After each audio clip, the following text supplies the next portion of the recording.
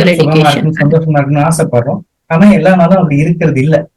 So ஒரு பாதகமான நாள்ல, பாதகமான சூழல்ல நமக்கு நம்மளே என்ன அறியாம நிறைய எதிர்மறையான எண்ணங்கள் தான் நிறைய வேகமா உற்பத்தி ஆகுது என்றால், அந்த மாதிரி ஒரு நாளில் ஒரு சூழலில் எப்படி நேர்மறையான எண்ணங்களை எழுப்புவதற்கான வழி என்ன, அதற்கான ஏதேனும் முறை இருக்கிறதா, அதை பற்றி எங்க நேயர்களுக்காக கொஞ்சம் சொல்லி காட்ட முடியுமா?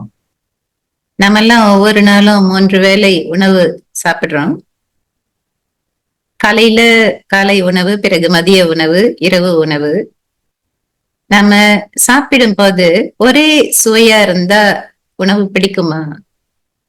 நம்ம சொல்றோம் எல்லா நாளும் ஒரே மாதிரி இருக்கிறது இல்ல.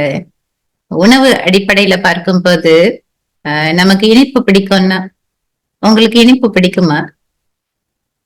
எந்த பலகாரம் ரொம்ப பிடிக்கும்? இனிப்பு ரொம்ப பிடிக்கும் தான். பலகாரம் ரொம்ப பிடிக்கும். எது? ஜிலேபி, இந்த ரவுண்டா தேன்குள்ள ஜிலேபி. ஜிலேபி ஜிலேபி ஜிலேபி ஜிலேபி இருக்கா? இருக்கு இருக்கு. அச்சா. உங்களுக்கு ஜிலேபி ரொம்ப பிடிக்கும்னு சொன்னீங்க. காலையில ஒரு தட்டு ஜிலேபி, மதியம் ஒரு தட்டு ஜிலேபி, இரவு உணவு ஒரு தட்டு ஜிலேபி. எப்படி இருக்கும்? அடுத்த நாள் காலையில ஹாஸ்பிட்டல்ல இருப்பேன். ஜிலேபியே வெறுத்து போயிடும். ஆமா. இனிமே வாழ்க்கையில ஜிலேபியே சாப்பிடக்கூடாது, அந்த மாதிரி ஒரு உணர்வு வந்துடும். உணவுன்னு சொல்லும் போது கூட நம்ம அறுசுவை உணவு தானே விரும்பி சாப்பிடுறோம். எல்லா சுவைகளும் இருக்கணும்னு எதிர்பார்க்கிறோம். இனிப்பு இருக்கணும், புளிப்பு இருக்கணும், துவர்ப்பு, கசப்பு, காரம் எல்லாம் இருக்கணும்னு விரும்புறோம். வாழ்க்கையில மட்டும் நம்ம ஒவ்வொரு நாளும் சூழ்நிலைகள் ஒரே மாதிரியா இருக்கணும் அப்படின்னு எதிர்பார்க்கிறது, நாம அத கொஞ்சம் விரிவான கண்ணோட்டத்துல பார்த்தா, ஒவ்வொரு நாளும் ஒரே மாதிரியா இருந்தா வாழ்க்கை போர் அடிக்காத?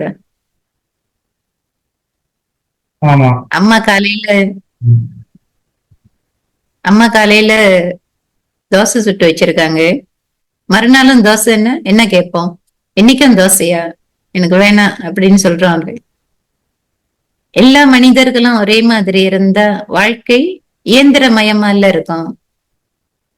ஆக நம்முடைய வாழ்க்கையை நம்ம பார்க்கும் போது மேடு வரும், பிறகு பள்ளம் வரும், இரவுக்கு பின் பகல், சந்தோஷம் வரும், துக்கம் வரும், வெயில் வரும், நிழல் வரும், ஏற்றம் இறக்கம், இந்த மாதிரி 2 நிலைகளை கடந்தது தானே வாழ்க்கை. ஆக எல்லாத்துலயுமே இப்போ வெயில், நிழலின் அருமை வெயிலில் தெரியும்னு சொல்றோம். அந்த வெயில் என்ன, வெயில் கொளுத்துனா எப்படி இருக்கும், அந்த வெயில்ல நடந்தா எப்படி இருக்கும், அந்த அனுபவம் இருந்தாதான் நம்ம நிழல் வேணும் அப்படின்னு ஆசைப்படுறோம், தேடி போறோம். அதே மாதிரி வாழ்க்கை என்பது ஒரு நெடுஞ்சாலை பிரயாணம்னு சொல்ல முடியாது. சில நண்பர்கள் கேட்பாங்க, மலேசிய நாடு எங்க இருக்கு? நம்ம பொதுவா ஒரு விஷயத்த சொல்லுவோம், மேல தாய்லாந்து இருக்கு, கீழே சிங்கப்பூர் இருக்கு, நடுவுல மலேசியா இருக்கு. நீங்க அந்த தாய்லாந்து மலேசியா எல்லையில காலை உணவு உண்டு நேரா கோலாலம்பூருக்கு நெடுஞ்சாலையில வந்து சேர்ந்துடலாம். அங்க மதிய உணவு உண்டு திரும்பவும் நெடுஞ்சாலையில பிரயாணம் பண்ணி சிங்கப்பூருக்கு போய் இரவு உணவு உண்ணலாம் அப்படி சொல்லுவோம். ஆக நீங்க கற்பனை பண்ணி பார்க்க முடியும், 3 நாடுகளையும் இணைக்கும் நெடுஞ்சாலை இருக்கு. இருந்தாலும் அந்த மாதிரி நெடுஞ்சாலை பிரயாணத்திலையும் நிறைய சவால்கள் இருக்கு. ஆக வாழ்க்கை பிரயாணம்னு சொல்றது ஒரு நெடுஞ்சாலை மாதிரி இருக்காது. வளைவு, நெளிவு, ஏற்றம், இறக்கம், மேடு, பள்ளம், இதெல்லாம் சேர்ந்ததுதான் வாழ்க்கை. அப்படி இருந்தாதான் நாம இந்த வாழ்க்கைய ஒரு சுவாரஸ்யமான கண்ணோட்டத்துல பார்க்க முடியும், அது சந்தோஷமா அனுபவிக்க முடியும். குழந்தைகளை எடுத்துக்கிட்டா கூட அவங்க விளையாடுற அந்த விளையாட்டுக்கள் எல்லாம் சவால்கள் இருந்தாதான் அதை சுவாரஸ்யமா விளையாடுறாங்க. சவால்கள் இல்லைன்னா அவங்களுக்கு போர் அடிக்குது. நாம பள்ளிக்கூடத்துல போய் படிச்சாலும் சரி, அல்லது தொழில்ல ஈடுபடுறோம், வியாபாரத்துல ஈடுபடுறோம், ஒவ்வொரு நாளும் சூழல் ஒரே மாதிரியா இருக்காது. ஒரே மாதிரியா இருந்தா நாம் கற்றுக்கொள்ள வாய்ப்பு இல்லாம போயிடும். சூழல் மாறணும். ஒவ்வொரு நாளும் ஏதாவது புது விஷயத்த நாம கற்றுக்கொண்டேதான் இருக்கோம். அப்படி இருந்தாலும் சில பேருக்கு வாழ்க்கை ரொம்ப கஷ்டமா இருக்கு, இந்த வாழ்க்கை ஒரு போராட்டமா இருக்கு, அந்த மாதிரி எதிர்கொள்றவங்க எல்லாம் இருக்காங்க. ஒரு அம்மா இருந்தாங்க. அந்த அம்மாவுக்கு வாழ்க்கையில நிறைய கஷ்டங்கள், நிறைய கவலைகள், வாழ்க்கையின் எல்லைக்கே போயிட்டாங்க. ஒரு நாள் ஒரு மகான் கிட்ட போய் முறையிட்டாங்க, என்னால தாங்கவே முடியல, வாழ்க்கையில நிறைய சோதனை மேல் சோதனை, எனக்கு ஏதாவது ஒரு வழி சொல்லுங்க அப்படின்னு. மகான் அவங்க கிட்ட 2 பெட்டிகளை கொடுத்தாரு. ஒன்று தங்க பெட்டி, இன்னொன்று இரும்பு பெட்டி. மகான் சொன்னார், அம்மா இந்த 2 பெட்டிகளையும் எடுத்துட்டு வீட்டுக்கு போங்க. ஒவ்வொரு நாளும் இரவு நீங்க தூங்குவதற்கு முன் இந்த 2 பெட்டிகளையும் நீங்க நிரப்பணும். உங்களுடைய சந்தோஷங்களை எல்லாம் தங்க பெட்டியில போட்டுடணும், உங்களுடைய துக்கங்களை எல்லாம் இரும்பு பெட்டியில போட்டுடணும். ஒவ்வொரு நாளும் அதிகாலையிலிருந்து இரவு வரைக்கும் நீங்க அனுபவித்த அந்த சந்தோஷங்கள், அந்த துக்கங்கள் எல்லாத்தையும் ஒளிவு மறைவில்லாம இறைவன் கிட்ட சொல்லி ஒப்படைச்சிட்டு 2 பெட்டிகளையும் நீங்க நிரப்பணும் சொல்லி அனுப்பி வச்சாரு. அந்த அம்மா போனாங்க. மகான் சொன்னாரு, 1 வாரத்துக்கு அப்புறம் 2 பெட்டிகளையும் எடுத்துட்டு வரணும். அந்த அம்மாவும் வீட்டுக்கு போய் மகான் சொன்ன மாதிரியே அந்த பெட்டிகளை நிரப்ப தொடங்குனாங்க. சந்தோஷங்களை எல்லாம் தங்க பெட்டியிலையும், துக்கங்களை எல்லாம் இரும்பு பெட்டியிலையும் நிரப்ப தொடங்குனாங்க. 1 வாரம் கழித்து அந்த மகானை போய் சந்திக்கிறதுக்காக போனாங்க. இந்த முறை மகான் அந்த அம்மாவுடைய முகத்தை பார்க்கும் போது நிறைய மாற்றங்கள் அவருக்கு தென்பட்டது. அவர் அந்த பெட்டிகளை திறக்க சொன்னார். அந்த அம்மா தங்க பெட்டியை திறந்தாங்க. அந்த பெட்டி நிரம்பி வழிந்தது. இரும்பு பெட்டியை திறந்தாங்க, அது காலியா இருந்தது. அந்த அம்மா சொன்னாங்க, நீங்க சொன்ன மாதிரியே நான் ஒவ்வொரு நாளும் என்னுடைய துக்கங்கள், சந்தோஷங்கள் எல்லாத்தையும் இறைவன் கிட்ட அர்ப்பணம் பண்ணேன். அதன் பிறகு நான் படுத்து தூங்கினேன். இப்போ எனக்கு நிறைய வித்தியாசங்கள் தெரியுது. இந்த தங்க பெட்டி நிறைய இருக்கு, இரும்பு பெட்டி ஏன் காலியா இருக்கு அப்படின்னு கேட்டாங்க. அப்ப அந்த மகான் சொன்னாரு, அம்மா, இறைவன் உங்களுடைய சந்தோஷங்களை எல்லாம் உங்களுக்கே கொடுத்துட்டாரு, திருப்பி கொடுத்துட்டாரு. இன்னும் நிறைய சந்தோஷங்கள் உங்க வாழ்க்கையில இருக்கணும், வரணும். அதனால இந்த தங்க பெட்டி நிரம்பி வழியுது. உங்களுடைய துக்கங்களை எல்லாம் அவர் எடுத்துக்கிட்டாரு. எப்ப நீங்க இறைவன் கிட்ட அர்ப்பணம் செய்தீர்களோ உங்க துக்கங்களை எல்லாம் அவர் எடுத்துக்கிட்டாரு. அதனால இரும்பு பெட்டி காலியா இருக்கு. இனி நீங்க துக்கப்படணும் அப்படின்னு அவசியம் கிடையாது. நீங்க சந்தோஷமா உங்களுடைய வாழ்க்கையை இனி எதிர்கொள்ளும் அந்த மனப்பக்குவம் உங்களுக்கு வந்துடுச்சு சொல்லுவாங்க. எல்லா புகழும் இறைவனுக்கேன்னு சொல்லுவோம். வாழ்க்கையில என்ன நடந்தாலும், நல்லதோ கெட்டதோ. உங்க ஊர்ல இருக்க மகான் ரொம்ப நல்ல மகான். எங்க ஊர்ல ஒரு ஜோசியக்காரங்க இதே மாதிரி ஒருத்தருக்கு ரொம்ப கஷ்டம். ஜோசியக்கார்ட்ட போய் கேட்டார், ஜோசியக்காரரு ரொம்ப கஷ்டமா இருக்கு, என்ன பண்றதுன்னு கேட்டார்.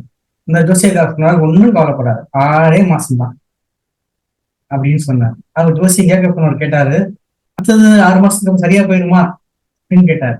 அப்ப அந்த ஜோசியக்காரர் சொன்னாரு, இல்லப்பா, கஷ்டம் பழகி போயிருந்தார். சுலபமான ஒரு வழியை சொல்லி கொடுத்திருக்காரு. அந்த அம்மா என்ன புரிஞ்சுக்கிட்டாங்கன்னா, என்னை கவலைகள் தின்னத்தகாதென நின்னை சரணடைந்தேன் இறைவா அப்படின்னு. இந்த கவலைகள் இருந்தா அது மனுஷனை கொஞ்சம் கொஞ்சமா தின்னுடும்.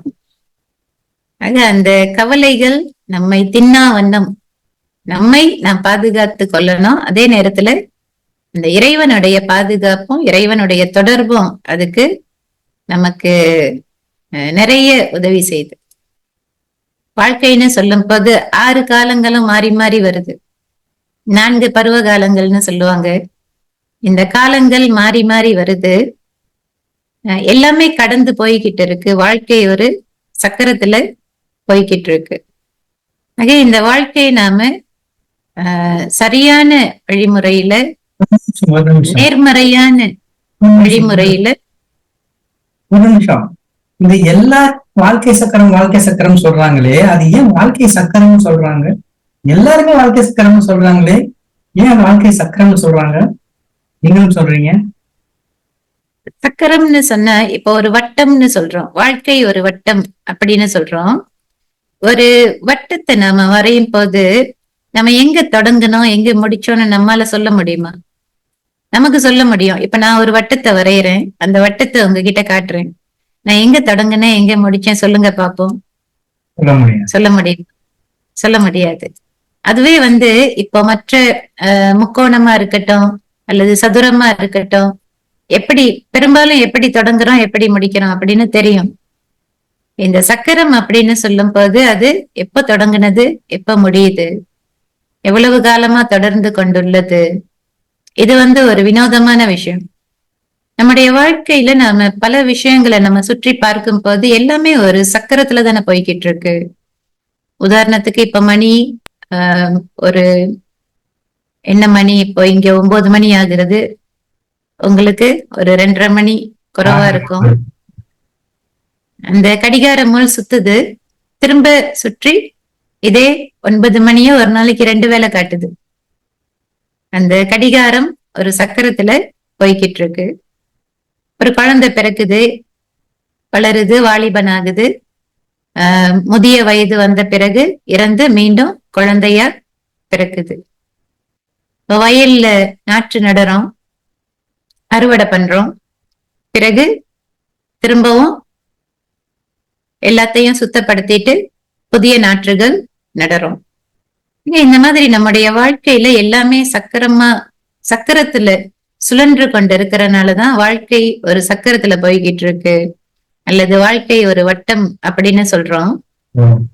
இந்த நாம கடந்து போய்கொண்டிருக்கும் இந்த வாழ்க்கை பிரயாணத்துல சரியான இடத்துல முற்றுப்புள்ளி வைக்கவும் நமக்கு தெரியணும்.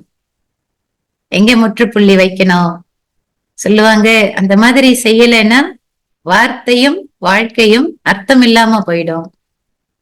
ஒரு வாக்கியம் எழுதுனா கூட சரியான இடத்துல முற்றுப்புள்ளி வைக்கணும். நீட்டிக்கிட்டே போனா அதுக்கும் அர்த்தம் இல்லாம போயிடும். ஆக இந்த சக்கரம், இந்த முற்றுப்புள்ளி, இந்த அடிப்படையில பார்க்கும்போது நாம ஒவ்வொருவரும் உயிர் சக்தி, இந்த உடலை இயக்கும் ஆத்மா அப்படின்னு சொல்றோம். ஒவ்வொரு ஆத்மாவும் ஒரு புள்ளி. இந்த உலக நாடகம், அதாவது இந்த உலக நாடக சக்கரத்துல, இந்த உலக நாடக மேடையில நம்ம எல்லாருமே நடிகர்கள், நம்முடைய பாகங்களை நடித்து கொண்டிருக்கிறோம். ஒவ்வொரு ஆத்மாவும் ஒரு புள்ளி. நாம எல்லாருமே சக நடிகர்கள் இந்த உலகத்துல. ஆக நாம ஒவ்வொருத்தரையும் இந்த கோணத்துல பார்க்க தொடங்கினா நம்முடைய மதிப்பு அதிகரிக்கும். ஒரு மனிதரை நாம உடல் அளவுல பார்க்கும் போது, உடல் ரீதியில பார்க்கும் போது நமக்கு இந்த வித்தியாசங்கள் தான் முதல்ல தென்படுது. இவர் ஆண், அவர் பெண், இவர் படித்தவர், அவர் படிக்காதவர், ஏழை பணக்காரன், அவரு குண்டா இருக்காரு, இவர் ஒல்லியா இருக்காரு, இவர் சிவப்பா இருக்காரு, அவர் கருப்பா இருக்காரு. இதையெல்லாம் எதை வச்சு சொல்றோம்? உடல்கள் அடிப்படையில பார்க்கும் போதுதான் அந்த வித்தியாசங்கள் வருது. நம்ம எல்லாருமே புள்ளிகள், எல்லாருமே ஆத்மாக்கள், எல்லாருமே என்னுடைய சக நடிகர்கள். அந்த கோணத்துல பார்க்கும் போது வித்தியாசங்கள் வராது. அந்த வித்தியாசங்களை பார்க்காம ஒவ்வொருத்தருடைய சிறப்பு இயல்புகளையும் நாம பார்க்க தொடங்குவோம். ஒரு புள்ளி அப்படின்னு சொல்லும் போது நாம இந்த புள்ளி எழுதும் போது, அதாவது பூஜ்ஜியத்தை எழுதும் போது, ஒரு பூஜ்ஜியத்தை போட்டா அதுக்கு மதிப்பு கிடையாது. அதுக்கு பக்கத்துல நாம 1 போட்டு பிறகு பூஜ்ஜியம் எழுதும் போது அந்த ஒன்றுக்கான மதிப்பு அதிகரிக்குது, பூஜ்ஜியத்துக்கான மதிப்பும் அதிகரிக்குது. 2 பூஜ்ஜியம் போட்டா 100, 3 பூஜ்ஜியங்கள் போட்டா 1000. இந்த மாதிரி எண்ணிக்கை அதிகரிச்சுக்கிட்டே போகுது. அதே மாதிரி அந்த அடிப்படையில நாம எல்லாருமே ஒரே ஒரு இறைவனுடைய குழந்தைகள்.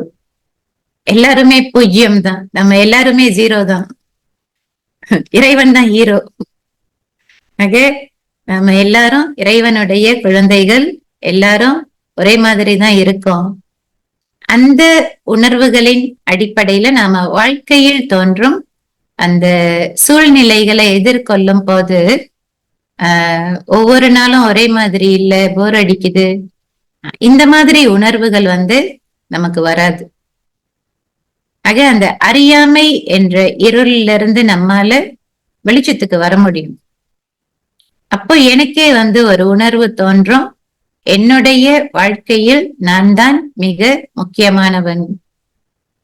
என்னுடைய எண்ணங்கள், என்னுடைய வார்த்தைகள், என்னுடைய செயல்கள் தான் என்னுடைய எதிர்காலத்தை செதுக்குது. என்னுடைய வாழ்க்கையின் லட்சியத்தை, குறிக்கோளை அடையறதுக்கு அடிப்படையா இருக்கிறது இதுதான். எல்லாத்துக்குமே நான் தான் பொறுப்பாளி. அந்த உணர்வு நமக்கு இயல்பா வர தொடங்கும். இப்போ இறைவன் அப்படின்னு சொல்லும் போது இறைவனோட நாம உரையாடுறோம், இறைவனோட ஒரு தொடர்புல வரோம். பெரும்பாலும் வாழ்க்கையில நாம எதிர்பாராத ஏதாவது நடந்தாதான் இறைவனை நினைக்கிறோம். வாழ்க்கை நல்ல விதமா போய்கிட்டே இருந்தா இறைவனை மறந்துடுறோம். ஆக இந்த எதிர்பாராத சூழ்நிலைகள் வர்றதும் நல்லது தானே. இறைவனை நமக்கு ஞாபகப்படுத்துதில்ல. ஒரு அம்மா இறைவன் கிட்ட சொன்னாங்களாம், எனக்கு வாழ்க்கையில நிறைய கஷ்டங்களை கொடுத்துக்கிட்டே இருங்க. கேட்பாங்களா அந்த மாதிரி? அப்படி குந்தி இறைவன் கிட்ட கேள்விப்பட்டிருக்கேன். குந்தி கிருஷ்ணன் கேட்டதா கேள்விப்பட்டிருக்கேன். கேட்டிருக்காங்க. நான் அந்த அம்மா கேட்டாங்களா? நான் நினைச்சுக்கிட்டே இருக்கேன், கிருஷ்ணா எனக்கு கஷ்டமா கொடு அப்படின்னு கேட்டாங்க குந்தி. இறைவன் கேட்டப்ப அவங்க சொன்ன பதில், கஷ்டங்கள் வரும்போதுதான் நான் உன்னை அதிகமா நினைவு செய்யறேன், நான் உங்களை அதிகமா நினைவு செய்யறேன், அதனால எனக்கு அதிகமான கஷ்டங்கள் வந்துகிட்டே இருக்கணும் அப்படின்னு சொன்னாங்க. நம்ம தியானம் அப்படின்னு சொல்லும் போது அது இறைவனோடு மௌனமாக உரையாடும் ஒரு எளிமையான அற்புத கலை. நமக்கு வாழ்க்கையில ஏதாவது பிரச்சனைகள் வரும்போது யாரையாவது தேடி போறோம், இவங்க கிட்ட சொல்லலாம், இவங்க கிட்ட பேசலாம், அவங்க கிட்ட சொன்னா ஏதாவது வழி கிடைக்கும், யாராவது ஒரு நல்ல நண்பர்கிட்ட பேசினா மனசுக்கு ஆறுதல் கிடைக்கும். உண்மையா பார்க்க போனா நாம மற்றவர்கள் கிட்ட நம்முடைய பிரச்சனைகளை சொல்லும் போது சில சமயங்கள்ல அவங்க இன்றைக்கு நண்பரா இருக்கலாம், நாளைக்கு நம்முடைய நட்பு சரியா இல்லைன்னா என்னுடைய பிரச்சனை எல்லாருக்கும் தெரிஞ்சிடும். ஆக இறைவனோட நாம பேசும்போது நம்முடைய கவலைகளை, நம்முடைய பிரச்சனைகளை, நம்முடைய கேள்விகளை அவர்கிட்ட கேட்கும்போது, அவர்கிட்ட சொல்லும் போது அதற்கான பதில் நமக்கு பல ரூபங்கள்ல கிடைக்கும். ஆனா அதை புரிஞ்சு கொள்றதுக்கு நமக்கு ஒரு பக்குவம் இருக்கணும். பாலையும் தண்ணீரையும் கலந்து வச்சா அது தண்ணீர் கலந்த பாலா இருக்கும். அந்த பாலை காய்ச்சிரும், இந்த பாலை காய்ச்சி அத வெண்ணெயாக்குறோம். வெண்ணெயாக்கி அந்த வெண்ணெய தண்ணீர்ல போடும்போது அது மிதக்குது. ஆக இந்த உலகம் தண்ணீர் மாதிரி, இந்த உலகத்துல நான் மூழ்காம மிதக்கணும் அப்படின்னு சொன்னா அந்த பக்குவம் எனக்கு வரணும். இந்த பாலை சூடாக்கி காய்ச்சும் போது அது அந்த ப்ராசஸ், அதாவது எவ்வளவு நேரம் காய்ச்சினாதான் அது அந்த பக்குவ நிலைக்கு வருது.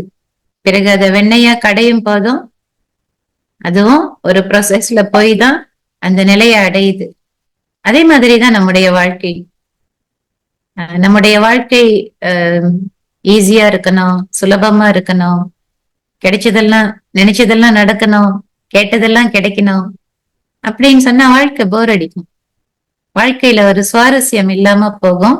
நம்ம கற்றுக்கொள்ள எதுவுமே இல்லாம போயிடும். இறைவன் கிட்ட கைபேசி கிடையாது, ஆனா அவரோட நம்மால உரையாட முடியும். அவருக்கு இந்த முகநூல் எல்லாம் கிடையாது, அவர் நமக்கு நல்ல நண்பரா இருக்க முடியும். ஆக இந்த வாழ்க்கை என்ற இந்த விளையாட்டுல ஒவ்வொரு இதயங்களையும் ஒன்றாக இணைக்கக்கூடிய ஒரு பாலமா இறைவன் இருக்காரு. நம்ம எல்லாரும் இறைவனோட தொடர்பு கொள்ளும் போது நம்மை சுற்றிலும் நம்ம நல்ல அதிர்வுகளை உருவாக்குறோம். நம்முடைய அந்த நல்ல அதிர்வுகள் நமக்குள்ள இருக்கிற அந்த போட்டி பொறாமைகள் இதையெல்லாம் குறைத்து கொள்ள நமக்கு உதவி செய்யும். ஏன் வாழ்க்கை ஒரே மாதிரி இல்லை அப்படின்னு சொன்னா, சில சமயங்கள்ல நமக்குள்ளேயே இருக்கிற அந்த விகாரங்கள், அந்த பொறாமை, இந்த பேராசை, பிறகு இந்த தேவையில்லாத போட்டிகள், ஆரோக்கியம் இல்லாத போட்டிகள், இதெல்லாம் நம்ம வெளிப்படுத்தும் போது, இல்ல மற்றவர்கள் வெளிப்படுத்தும் போது, அப்ப நம்ம சொல்றோம் வாழ்க்கை ரொம்ப கஷ்டமா இருக்கு, நான் ரொம்ப கஷ்டப்படுறேன், இல்ல மற்றவர்கள் என்ன கஷ்டப்படுத்துறாங்க. இந்த மாதிரியான உணர்வுகள் எல்லாம் நமக்கு ஏற்படுது. ஆக எப்ப நாம நம்முடைய அந்த ஆதி நிலைக்கு போறோமோ, நான் இந்த உடல் கிடையாது, நான் ஒரு ஆத்மா, நான் ஒரு உயிர் சக்தி, அதே மாதிரிதான் மற்ற மனிதர்களும் எல்லாருமே சந்தோஷமா வாழதான் விரும்புறாங்க. அந்த உணர்வு வரும்போது, அந்த மாதிரி ஒரு எண்ணம் வரும்போது, அப்போ நமக்கு புரியும் அவங்களுடைய மனநிலை எப்படி. சொல்லுவாங்கல்ல, மற்றவர்களுடைய மனநிலையை நம்ம புரிஞ்சுக்கணும், புரிஞ்சு நம்ம அவங்களுக்கு ஆறுதலா இருக்கணும், ஆதரவா இருக்கணும் அப்படின்னு சொல்றோம் இல்ல.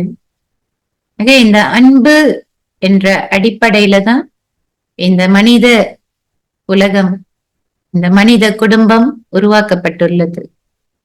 நாம மனிதர்கள் அன்போடு சேர்ந்து வாழணும், ஒருவருக்கொருவர் அந்த உண்மையான அன்பு, தெய்வீக அன்பு, இறை அன்பு பரிமாறிக்கொள்ளணும். இந்த அன்பு இந்த அன்பை வெளிப்படுத்துறதுக்கு எந்த வார்த்தைகளும் தேவையில்லை. இந்த அன்பு என்பது இதயங்களை இணைக்கக்கூடியது. எல்லாரோடையும் அந்த அன்பு பரிமாறப்படும் போது, எல்லாரும் அன்பா இருக்கும் போது, ஒருத்தரோட ஒருத்தர் பேசணும் அப்படின்னு கூட அவசியம் ஏற்படாது. இந்த அன்பு என்ற மொழி, அந்த மொழியை அந்த மொழியில நாம பழகும் போது நாம அதிகமா பேசணும் அப்படின்னு தேவையில்லை. நம்மால மற்றவர்களுடைய உணர்வுகளை அதிகமா புரிந்து கொள்ள முடியும்.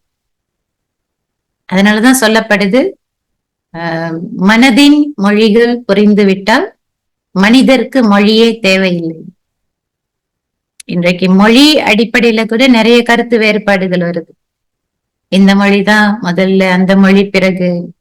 உண்மையா பார்க்க போனா நாம எல்லாரும் நமக்கு உரையாடவோ, தொடர்புல வரவோ, நல்ல குணங்களை பரிமாறிக்கொள்ளவோ மொழிகள் தேவையில்லை, வாய் பேச தேவையில்லை. நம்முடைய மௌனமே பேசும். நம்முடைய கண்களே நம்முடைய நல்ல பண்புகளையும் நல்ல குணங்களையும் வெளிப்படுத்தும். ஆக சில சமயங்கள்ல வேலை இடத்துல, தொழில் செய்யற இடத்துல, பள்ளிக்கூடங்கள்ல சவால்கள் இருக்குதான், இல்லைன்னு சொல்லல. சில போட்டி பொறாமை இதெல்லாம் இருக்கு. அந்த மாதிரி சூழ்நிலைகள்ல நம்ம பொறுமையா இருக்கிறதும் நல்லதுதான். பொறுமை, சகிப்புத்தன்மை இதையெல்லாம் கற்றுக்கொள்ளுறோம். நம்மை சுற்றி இயற்கையை பார்க்கும் போது, பிராணிகளை பார்க்கும் போது, இதெல்லாம் நமக்கு பொறுமையையும் கற்றுக் கொடுக்குது, சகிப்புத்தன்மையையும் கற்றுக் கொடுக்குது. சில சமயங்கள்ல நினைக்கிறோம், எனக்கேதான் இப்படி நடக்குது, மத்தவங்க எல்லாம் நல்லா இருக்காங்க. அப்படி இல்லை. பொறுமையா இருந்தா நமக்கு என்ன நடக்கணும், நமக்கு என்ன தேவை, அது எப்ப நடக்கணும், அதெல்லாம் சரியாதான் நடக்கும். சில சமயங்கள்ல நாம கொஞ்சம் அவசரப்பட்டுடுறோம். இந்த முந்திக் கொண்டு முதல் செங்கல் அடித்தளத்திலேயே நின்று விட்டது, காத்திருந்த கடைசி செங்கல் தான் கலசத்தில் உயர்ந்து நின்றது அப்படின்னு சொல்றோம். அதாவது நம்ம முந்திரி கொட்டை மாதிரி இதான் வேணும், எனக்கு தான் முதல்ல வேணும், அந்த மாதிரி நினைக்கும் போது கூட அது யாரு காத்திருக்காங்களோ, யாரு பொறுமையா இருக்காங்களோ, யாரு சகிப்புத்தன்மையோட இருக்காங்களோ அவங்களுக்கு நம்ம வழி விட்டு கொடுக்கிறோம். உண்மையா பார்க்க போனா ஆக இந்த தேவை இல்லாத போட்டி பொறாமைகள் நமக்கு தேவையில்லை. எப்போ நாம மற்றவர்களோட வேலை செய்யும் போதும் சரி, உறவு முறைகள்ல வரும்போதும் சரி, நம்ம அன்பை மட்டும் பரிமாறிக்கொண்டு மற்றவர்களுக்கு விட்டு கொடுக்கிறோமோ, அப்போ இந்த வெறுப்பு, இந்த கசப்பு, இந்த பொறாமை இதுல இருந்தெல்லாம் நாமளும் விடுபட முடியும், மற்றவர்களையும் அதுல இருந்து விடுவிக்க முடியும். சில சமயங்கள்ல நாம பாக்குறோம், நம்முடைய அறைகள்ல நல்ல நறுமணம் இருக்கணும் அப்படின்னு எதிர்பார்க்கிறோம். இந்த சென்ட் எல்லாம் பயன்படுத்துறோம். இந்த பூக்கள் கிட்ட இருந்து கூட நல்ல நறுமணம் வருது. ஒரு ஊதுபத்தியை ஏற்றி வைத்தா அந்த ஜடப்பொருளான ஊதுபத்தி கூட ஒரு அறையையே நறுமணம் நிறைந்து இடமா மாற்றி வைக்குது. இந்த பூக்கள், இந்த ஊதுபத்தி இதெல்லாம் நறுமணத்தை தானே பரப்புது. மனிதர்களான நாம, உயிருள்ள மனிதர்கள் நாமெல்லாம், உயிருள்ள பூக்கள். இறைவனுடைய பூந்தோட்டத்துல நாமெல்லாம் அழகிய உயிருள்ள பூக்கள். பூக்கடைக்கு விளம்பரம் தேவையில்லைன்னு சொல்லுவாங்க. அந்த பூக்களின் அழகு எல்லாரையும் கவர்ந்து இழுக்குது. அதே நேரத்துல அந்த பூக்களின் நறுமணம் எல்லாரையும் அந்த இடத்துக்கு இழுக்குது. ஆக நாம எல்லாருமே இந்த உலகத்துல இறைவனுடைய தோட்டத்தில் உயிருள்ள அந்த நறுமணம் பரப்பும் மலர்களா இருக்க முடிஞ்சா நம்முடைய வாழ்க்கை ஒவ்வொரு நாளும் நல்லா இருக்கும். நாம என்ன மாதிரியான அந்த அதிர்வுகளை நம்மை சுற்றி பரப்புறோமோ அந்த அதிர்வுகள் மற்றவர்களை போய் சேரும் போது அவர்களும் அதே மாதிரியான அதிர்வுகளை பரப்புறதுக்கு நாம ஒரு வழி வகுக்கிறோம். அப்போ ஒவ்வொரு நாளும் ஏதாவது ஒரு சூழ்நிலை வரும்போது, ஒரு கோபமான ஒரு சூழல் வருதுன்னா அந்த நேரத்துல நாம நிதானத்தை கடைப்பிடிக்கலாம். ஒரு குழப்பமான சூழ்நிலை வரும்போது நம்ம அமைதியா இருந்து ஒரு சில நிமிடங்கள் அமைதியா இருந்து அதற்கு பிறகு செயல்படலாம். சிந்தித்து செயல்படுன்னு சொல்றோம்ல, திங்க் ட்வைஸ்ன்னு சொல்றோம்ல. ஆக ஏதாவது ஒரு துன்பம் வரப்போகுது, ஒரு ஆபத்து வரப்போகுதுன்னா அந்த நேரத்துல நமக்கு நிறைய தைரியம் தேவை, மன தைரியம் தேவை. ஏதோ ஒரு விஷயத்துல தோல்வி வருது, வெற்றியும் தோல்வியும் சகஜம் தானே. தோல்வி வரும்போது பொறுமையா இருக்கலாம், அடுத்து வெற்றி வரும். அதே மாதிரி வெற்றி வரும்போது தன்னடக்கமும் இருக்கணும். நமக்கு அகந்தை இருக்கக்கூடாது, ஆணவம் வரக்கூடாது. இந்த மாதிரி நம்ம சிந்திக்கும் போது இந்த வாழ்க்கை இனிப்பா இருக்கு. மகிழ்ச்சியா வாழ பல வழிகள் இருக்கு. சில சமயங்கள்ல கவலைகளும் இருக்கு வாழ்க்கையில. அதை கலைந்து எறிவதற்கு நேர்மறையான சிந்தனைகள் நமக்கு தேவை. வருவது வரட்டும், போவது போகட்டும், நடப்பது நடக்கட்டும், எல்லாம் நன்மைக்கே அப்படி நினைக்கலாம். சொல்லுவாங்க, கடவுளை நம்பினோர் கைவிடப்படார் அப்படின்னு. ஆக தோல்விகள் வரும்போது நம்ம கொஞ்சம் விழிப்புணர்வோட இருக்கணும். ஏன்னா தோல்விகள் நம்மளை தூங்க வைக்கிறதுக்காக பாடும் தாலாட்டு கிடையாது. நாம் நிமிர்ந்து நிற்பதற்கான தேசிய கீதம் தோல்விகள். அது ஒரு அலாம் மாதிரி. அப்ப நம்ம கொஞ்சம் எழுந்து நிக்கணும். நம்ம கொஞ்சம் ஆக்டிவா செயல்படணும், நேர்மறையா செயல்படணும். அதை நமக்கு ஞாபகப்படுத்துறதுக்காக அப்படி நடக்குது. இந்த உலகத்தை நாம பார்க்கும் போது ஏன் நம்முடைய வாழ்க்கையில 2 நிலைகள் கடந்து கடந்து வருதுன்னு சொன்னா, இந்த உலகமே ஒரு விசித்திரமான கல்லூரி தானே. இங்க பாடம் சொல்லி கொடுத்து தேர்வு வைக்கப்படுறது கிடையாது. தேர்வு வைத்த பிறகுதான் பாடம் கற்பிக்கப்படுகிறது. இப்ப நல்ல சூழ்நிலைகள் வந்தாலும் நல்ல பாடங்களை கற்றுக்கொள்கிறோம்.